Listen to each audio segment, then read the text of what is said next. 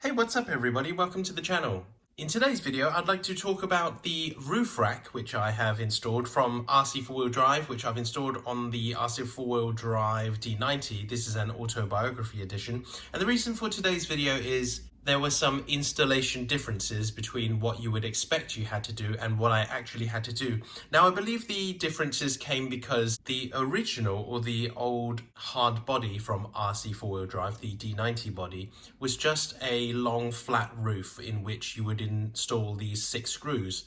That's one screw there, there, and there. Well, being new to the hobby, I didn't understand that the Autobiography edition, or the later hard body, had slight differences in comparison to the old one. The main difference being this roof is attached to this section here, and it comes off like that.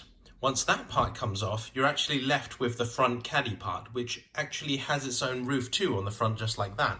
This meant that the screws on this side, and obviously on the back side of the other side, could just go in and the nut would thread on from inside.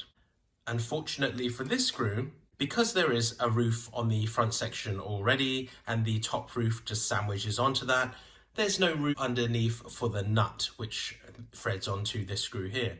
Now, there's a few things you could do about that. You could either drill a really big hole on the underside roof, and that will allow you to install the nut through there, and you wouldn't even be able to see it because it's on the underside of the roof there and no one really looks up there.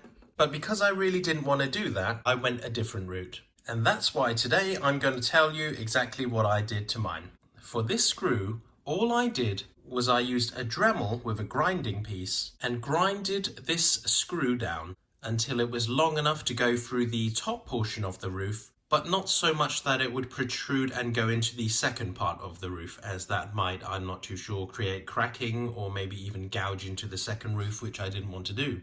After grinding the screw down to the correct length I wanted, I then drilled a slightly larger hole in the roof here, only by a few microns bigger than the screw. I then installed everything, as you can see, on the top part of the roof, but on the top part of the roof, because there was nothing for it to thread into, as in it had no nut that would fit on the back, all I did was turn it upside down like this, make sure the screw was flush so that it wouldn't stick out, and I took all the shavings from the screw and filled the gap around the screw with them, and I also took all the drilled out plastic fragments and filled the very small gap around the screw with them. After doing that, I then dabbed a very strong Loctite glue, also known as super glue, into the hole. And once that seeped in and bonded all the parts together, that actually created a semi-hard roof that the screw can thread into. Now, it's not going to be bearing any load, as these 4 screws are holding the roof rack on, and the front is only kind of supported anyway. So it's absolutely fine. The main times I'll probably put my fingers under here and pull it up is when I want to take the hard body off from the underside of the chassis, but it definitely will hold. And that's what I thought I'd share with you guys, just as any other newcomers to the hobby just like me. In case you buy an Autobiography or a later edition hard body from RC4WD and you go for this kind of roof rack, you're going to wonder, how is this even possible? Well, it was kind of like a revamp to the body, but no revamp to the roof, which is why there's going to be some slight differences. So that's it for today's video. I hope this slight tip and sharing this information helps someone out there.